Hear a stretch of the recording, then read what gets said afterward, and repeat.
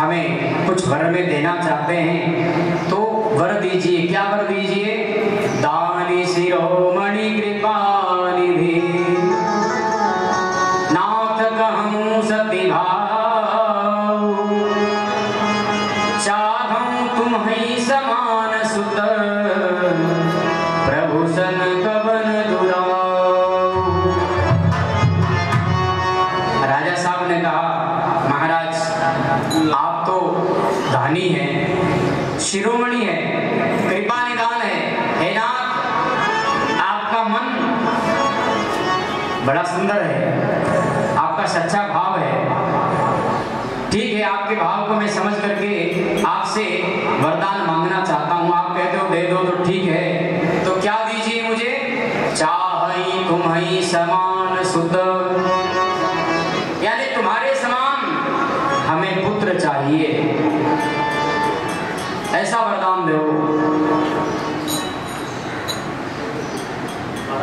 भगवान ने विचार किया, ओ राजा ने तो बड़ा सुंदर वर मांगा, चाहे तुम्हें समान सुत, यानी तुम्हारे समान, यानी मेरे समान पुत्र होना चाहिए। अब मेरे समान तो संसार में कोई दूसरा और है ही नहीं है।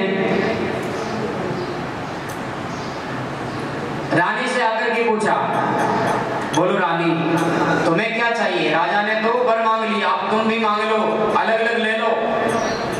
तो रानी ने कहा कि महाराज जो वरुनाथ चतुर नृप मांगा सोई कृपाल मोहि अति प्रिय लागा।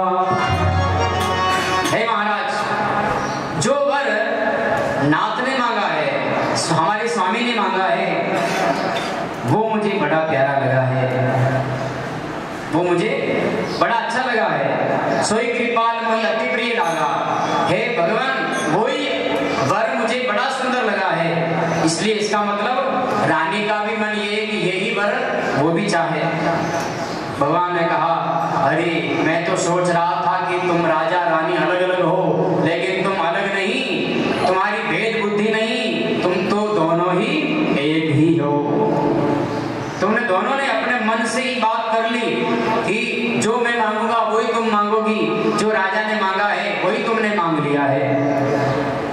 ठीक है देवी, हे माता, हे पिता, जो आपने वर मांगा है वो मैं अवश्य दूंगा, अवश्य पूरा करूंगा, लेकिन इस जन्म में नहीं, अगले अवतार में, अगले उस युग में। अभी सतयुग चल रहा है ना, तो सतयुग में नहीं, मैं आऊंगा त्रेता युग में और तुम महाराज दशरथ बनोगे और रानी शत्रुपा तुम बोले कौशल्या बनोगी। मैं वर देता हूं। वही मनु महाराज और शत्रुपा दशरथ जी महाराज बने हैं और वही शत्रुपा कौशल्या बनी है और भगवान राम जी का इनके यहाँ पर प्रादुर्भाव हुआ है। बोली शत्रुपा महारानी की जय, मनु महाराज की। जब आए थे ना भगवान प्रकटे थे दशरथ जी के महलों में, तो 4 हाथ 4 भुजाधारी भगवान प्रकटे थे। उस समय माता ने कहा हे भगवान, बालक होता है तो छोटा होता है, निर्वस्त्र होता है, आप तो प्रकटे हैं तो 4 हाथ वाले, बालक के तो 2 ही हाथ होते हैं और शंख चक्र गदा पद्म आपने हाथ में धारण कर रखा है। दुनिया के लोग देखेंगे तो वो क्या कहेंगे, अरे रानी कौशल्या के तो जादूगर पैदा हो गया है। इसलिए आप छोटे बन जाओ, छोटे बनो। माँ के कहने पर माता पुनि बोली, माँ ने कहा हे भगवान आप छोटे बनिए। माता पुनि बोली सोमति डोली तजहु तात यह रूपा, हे तात इस रूप का तुरंत त्याग दो और शिशु बन जाओ, यानी छोटे बन जाओ। कीजिए शिशु लीला, जैसे छोटा बच्चा एक कोई लीला करता है ना, वैसे आप बनो तो मैं आपको गोद में खिलाऊंगी, तो मैं बाल लीला का चरित्र देख पाऊंगी, सुन पाऊंगी, कर पाऊंगी। माँ के कहने पर फिर भगवान ने कहा कि ठीक है लो माता जी, मैं छोटा बन जाता हूँ। और जैसे ही छोटे बने तो माँ ने कहा कौशल्या ने कहा कि अब आपको रोना भी पड़ेगा। भगवान ने कहा ये रोना तो मुझे आता ही नहीं है, मैं तो रुलाता जरूर हूँ लेकिन रोता नहीं हूँ, कैसे रो? कौशल्या ने कहा ऐसे रो, उआ उआ उआ। अब भगवान ने कहा ठीक है मैया मैं रोता हूँ। रोने लग गए, उआ उआ उआ उआ, ऐसे रोते रोते रोते सांस भी नहीं लेते हैं। कौशल्या ने कहा थोड़ी सांस ले लो, फिर रो, फिर सांस ले लो, फिर रो, लगातार मत रो। तो भगवान का अवतार का एक कारण ये भी है। और जब प्रकटे थे तो भगवान ने कहा ना, हे माता पिता, आप मेरे पूर्व जन्म में तपस्या करके मुझे प्राप्त किया था। पूर्व समय मम भूप पिता मात्र ही तुम ही सतरूपा, मैं वर देन गयो जब ही तब मांग लियो हमरे अनुरूपा। मैं वरदान देने के लिए आया था उस समय मनु शत्रुपा के समय में, तो आपने पुत्र का वरदान मांगा था, तो मैं पुत्र बन करके आया। तो भगवान भोलेनाथ कह रहे हैं कि हे देवी पार्वती, इस प्रकार भी भगवान के आने का एक कारण है। ये चौथा कारण भगवान ने सुना दिया। बोलो शंकर भगवान की। अब पांचवा कारण बताते हैं कि एक सत्यकेतु नाम के राजा, बड़े वो भी धर्मात्मा ही थे,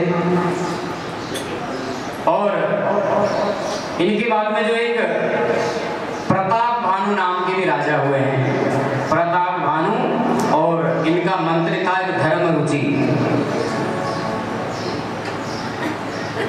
भगवान के अवतार का ये कारण भी है।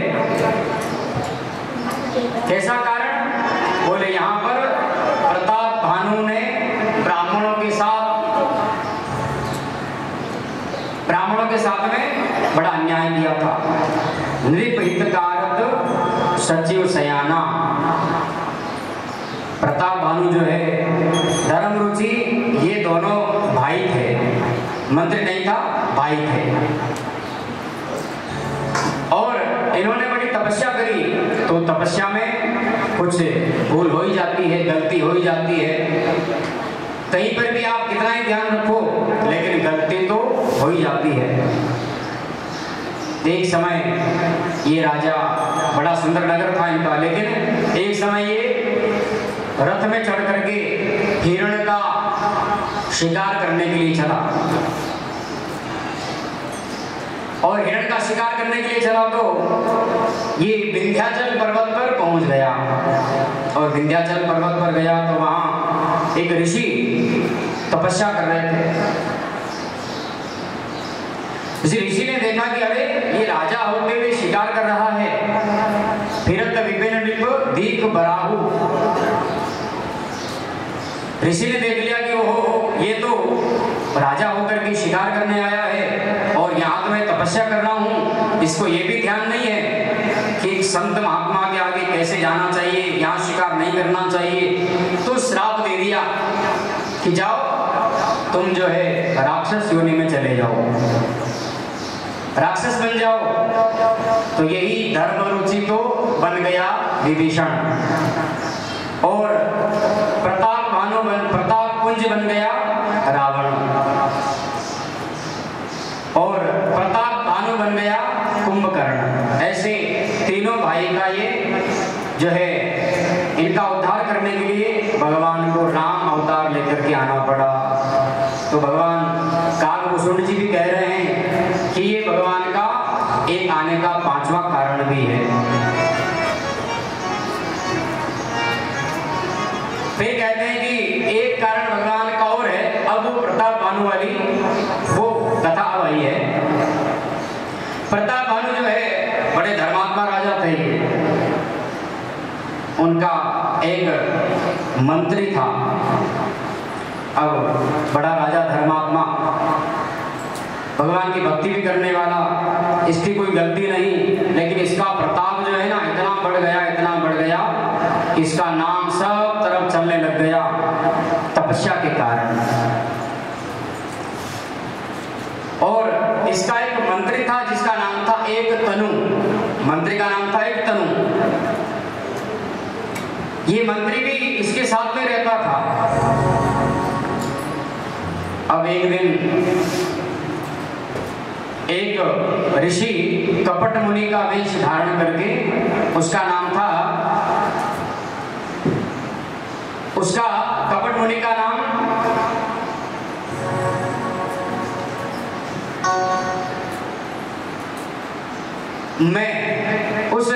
मैंने कपट मुनि का रूप लेकर के, ऋषि का रूप लेकर के वो आ गया, और आया तो इसके यहाँ भोजन बनाने का काम वो करने लग गया।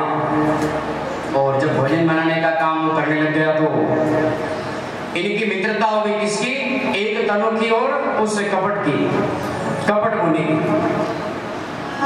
मित्रता हुई। तो उस कपट मुनि ने कहा, देखो इस राजा का धर्म हमें नष्ट करना है, किसी भी तरह नष्ट करना पड़ेगा, नहीं तो इस राजा का जो है नाम सब तरफ चल रहा है, ये कभी इंद्र न बन जाए। उस एक तनु ने कहा कि तुम ऐसे काम करोगे तो कैसे काम चलेगा? बोले कुछ भी नहीं, मैं ब्राह्मणों को अपने वश में कर लूंगा और ब्राह्मणों को भोजन में मांस खिला दूंगा, तो इसका धर्म वैसे ही नष्ट हो जाएगा। ऐसा ही हुआ, आखिर में ब्राह्मणों को भोजन में जो है मांस बना दिया, मांस मिला दिया, और वो मांस भी कौन सा था? माया का, मायामय, वो भी माया का बना, कपट मुनि भी माया का, और रसोई भी माया की, भोजन माया का, मांस भी माया का, सब भी माया का ही था, असली कोई नहीं था। लेकिन राजा का धर्म नष्ट करना था केवल प्रताप भानु का। अब उसकी कोई गलती नहीं प्रताप भानु की, और भोजन जो बना, मांस बन गया।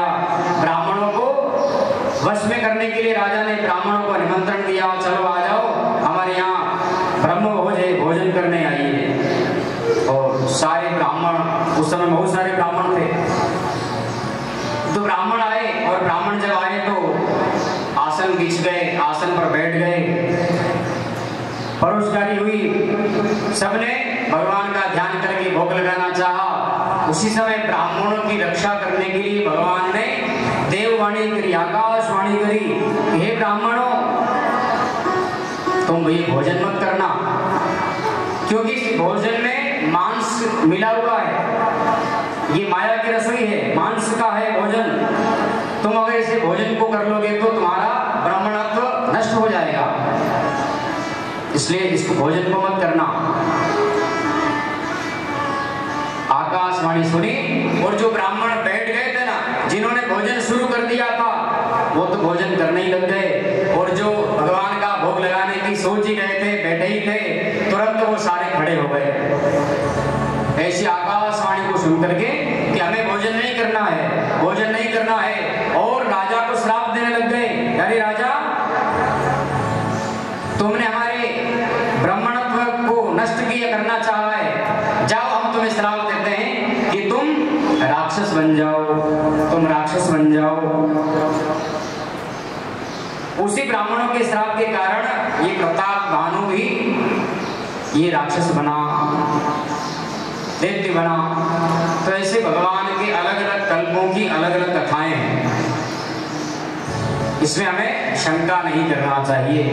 रामचरितमानस में ऐसे 6 कारण भगवान के अवतार के बताए गए हैं।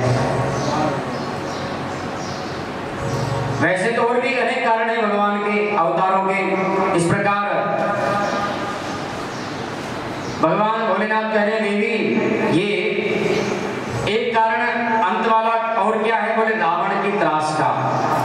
ये प्रताप भानु ही बोले रावण बन करके आया, और इसका त्रास करने के लिए, इसके अहंकार को, अभिमान को मिटाने के लिए, धर्म की रक्षा करने के लिए यही वापस भगवान राम का अवतार लेकर के आए हैं भगवान, और इस रावण का उद्धार किया है। बोले रामचंद्र भगवान की।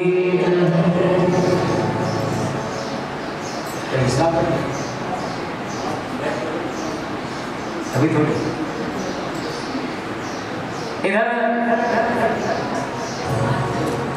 गोस्वामी जी कथा को पुनः आगे बढ़ाते हैं, कहते हैं कि जब ये तीनों भाई आए, प्रताप भानु, ये तीन भाई जो थे ना, ये तीनों भाई आए कहाँ पर? इनका जन्म हो गया माता केकसी की गर्भ से रावण के रूप में। कुंभकर्ण और जो मंत्री था वह मंत्री एक तनु वह विभीषण बना।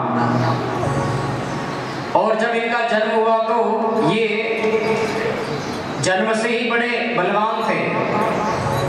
कीन विविध तप तीनों भाई, खूब तपस्या करी इन्होंने और तपस्या के प्रभाव से ही ब्रह्मा जी महाराज प्रकट हो गए। बोलो वर मांगो। सबसे पहले बोले रावण के पास गए, रावण से कहा कि तुम वर मांगो, क्या चाहिए? वर मांगने के लिए कहा तो रावण ने कहा कि मैं अजर अमर हो जाऊं, कभी नहीं मरूं। बोले ऐसा वर तो हम नहीं दे सकते हैं, और कोई मांग लो। तो रावण ने कहा कि एक काम करो, मैं नर से भी नहीं मरूं और बानर से भी नहीं मरूं, क्योंकि बानर तो कच्ची जात है, मनुष्य मुझे कोई हरा नहीं सकेगा, मार नहीं सकेगा। तो भगवान ने कहा तथास्तु, जाओ, तुम्हें वर दे दिया। क्योंकि रावण को मालूम था कि देवताओं को तो मैं अपने वश में करके रखूंगा, काल को भी मैं अपने वश में करके रखूंगा, मनुष्य तो क्या देवता तक मेरे यहाँ वश में रहेंगे। अरे और तो ठीक है, 9 ग्रह देवता भी रावण के वश में थे।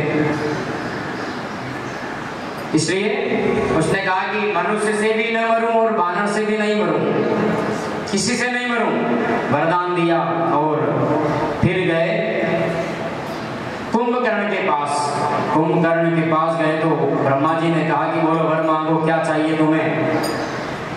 तुरंत देवताओं ने सरस्वती माँ को याद कर लिया कि हे माँ, अगर इसकी बुद्धि आपने विपरीत नहीं करी तो हमारा राज्य छीन जाएगा, ये बड़ा बलवान है, बड़ा विकराल स्वरूप है इसका। तो कुंभकर्ण से जाकर कहा कि बोलो तुम वर मांगो, वर मांगो। शारदा मैया ने जाते ही तुरंत उसकी जीवानी के ऊपर बैठ गई और उसने लेना चाहा इंद्रासन, कि मैं इंद्र का सिंहासन प्राप्त कर लूं। लेकिन जैसे ही शारदा मैया जीवान के ऊपर बैठी और इंद्रासन की जगह निद्रासन मांग लिया। 6 महीने की नींद मैं निकालूं, 6 महीने जागते रहूं, ऐसे निद्रासन का वरदान मिल गया। फिर गए ब्रह्मा जी विभीषण के पास और विभीषण के पास जाकर के कहा कि बोलो पुत्र तुम वर मांगो। तो विभीषण जी ने कहा हे भगवान, मुझे अगर आप देना ही चाहते हैं तो आपकी निर्मल भक्ति मुझे प्रदान करिए। ते ही मांगे भगवंत पद कमल अमल अनुराग। हे प्रभु, आपके चरणों में मुझे अनुराग मेरा बना रहे, आपकी भक्ति मुझे मिलती रहे। इस प्रकार इनको जो है वरदान मिल गया, इनका जन्म हुआ और ये कहाँ रहने लग गए? त्रिकूट पर्वत पर एक लंका नगरी बसी हुई है, वहां पर ये रहने लग गए हैं। गिरी त्रिकूट एक सिंधु मजारी, समुद्र के अंदर ही एक लंका बसी हुई, वहां पर ये त्रिकूट नाम का पर्वत, ये वहां रहते हैं। सोने की लंका है और यही लंका, पहले वाली जो लंका थी ना, वो लंका तो पानी के अंदर विलुप्त हो गई और अभी जो लंका है यह श्रीलंका है। और जहां हम बैठे हैं यहाँ से थोड़ी दूरी, मान लो कि 18-20 किलोमीटर ही दूर है श्रीलंका। यहाँ से हम जाएंगे धनुषकोडी, धनुषकोडी से 18 किलोमीटर है और यहाँ से धनुषकोडी शायद 15-16 किलोमीटर ऐसा होगा, तो लगभग 30 किलोमीटर मान लो, 30-35 किलोमीटर। तो ये श्रीलंका है और भगवान रामेश्वर की, महादेव की इतनी बड़ी कृपा हुई कि हम सब लोग यहाँ आए हैं और कथा का आनंद लेंगे। अब कल की कथा का और आज की कथा का थोड़ा थोड़ा हमने मिला करके जो है ये प्रसंग सुनाया, क्योंकि जितना ज़्यादा विस्तार से कहूँ तो वो कह नहीं पाते हैं, समय उतना है नहीं। तो कल और हम थोड़ा सा बढ़ा करके कथा कहेंगे और परसों के दिन से आपको घूमने का समय दिया जाएगा। कल की कथा का थोड़ा और हम थोड़ा विस्तार कर लेंगे। सुबह 9 बजे के पहले पहले अल्पाहार कर लेंगे या भोजन, जो भी आप जैसा कहेंगे, बाद में कर लेंगे बात। और 9 बजे से 12 बजे तक या 1 बजे तक कथा कहेंगे और फिर 1 घंटे का विश्राम चाय पानी का, दिन में चाय ही रखेंगे और फिर 2 बजे से कथा कहेंगे तो 5 बजे तक, ताकि अपना ये 3 दिन का बराबर कथा का विश्राम समय आ जाए। कल के दिन आपको घूमने का हम मौका नहीं देंगे, परसों से आप खूब घूम फिर लो, जहाँ भी आपको जाना है। पंबन ब्रिज है, धनुषकोडी है, नटराज मंदिर है, पत्थर तिरने वाला है, पंचमुखी हनुमान है, और जहाँ राम जी बैठ करके मीटिंग करते थे वो जगह भी यहीं आगे है। शिला नहीं, जहाँ बैठ करके वो मीटिंग करते थे भगवान राम जी गुप्त चल बैठ करके, वो जगह है। तो और भी यहाँ जो है जो जगह है आप दर्शन करेंगे यहाँ पर, और परसों से कर लेंगे। कल 2 समय अपने और कथा करेंगे। बोलो रामचंद्र भगवान की जय हो। आइए कथा को विश्राम अभी यहीं कर देते हैं, और आज का प्रसाद भक्तों की ओर से है। नाम लिस्ट कहाँ है? सरसी वाले भक्तों की ओर से आज का ये प्रसाद है। कोई भी प्रसाद वितरण कराना चाहे तो आप नाम लिख दो, लिस्ट दे दो, और नहीं दो तो गुप्त रूप से भी आप प्रसाद वितरित करा सकते हैं। आइए आरती की करो तैयारी।